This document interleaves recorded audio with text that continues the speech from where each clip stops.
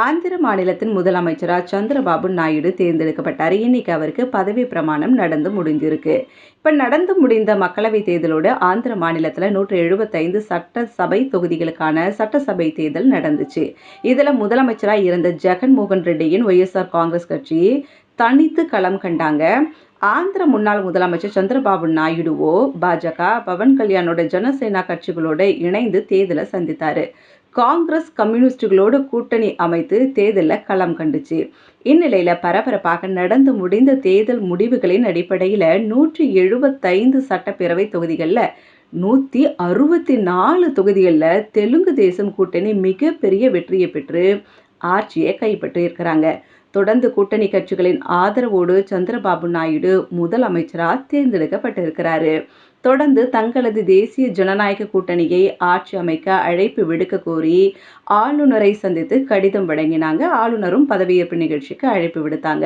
இதனை அடுத்து இன்னைக்கு பார்த்தீங்கன்னா விஜயவாடா விமான நிலையம் அருகே இருக்கும் கேசரப்பள்ளி என்ற பகுதியில் பிரம்மாண்ட பதவியேற்பு விழா நடந்துச்சு. இந்த நிகழ்ச்சியில் பிரதமர் நரேந்திர மோடி, மத்திய அமைச்சர்கள் அமித்ஷா, ஜே.பி. நட்டா உள்ளிட்டோரும், அது மட்டும் இல்லாமல் நடிகர்கள் ரஜினிகாந்த், சிரஞ்சீவி, பாலகிருஷ்ணா, ராம் சரண் உள்ளிட்ட பல பேர் கலந்துட்டாங்க.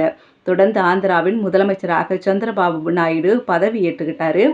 மற்ற எல்லாரும் கூட சேர்ந்து இன்னைக்கு ஏற்றுட்டாங்க. அவரோடு சேர்ந்து ஜனசேனா கட்சி தலைவர் பவன் கல்யாண் உள்ளிட்ட 24 பேர் அமைச்சர்களாக இன்னைக்கு அவங்கெல்லாம் பதவி ஏற்று கொண்டாங்க. ஆந்திராவில் எதிர்கட்சி குரலே சட்டமன்றத்தில் ஒழிக்காத அளவுக்கு 5 ஆண்டுகள் முதல்வராக சந்திரபாபு நாயுடு ஆள போறாரு அப்படின்ட்டு நிறைய பேர் பேசிட்டு வராங்க. இந்நிலையில் 4வது முறையாக ஆந்திர முதலமைச்சராக பதவியேற்ற சந்திரபாபு நாயுடுக்கு தமிழ்நாடு முதலமைச்சர் மு.க.ஸ்டாலின் எக்ஸ் பக்கத்தில் வாழ்த்து தெரிவிச்சிருக்கிறாரு.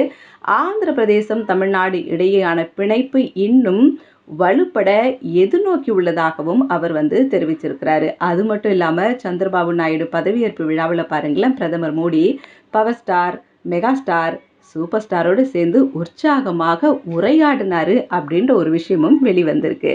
நல்லதொரு ஆட்சி இனிதே அமையட்டும் ஆந்திர மாநிலத்தில். வல்லவன் உங்களில் ஒருவன்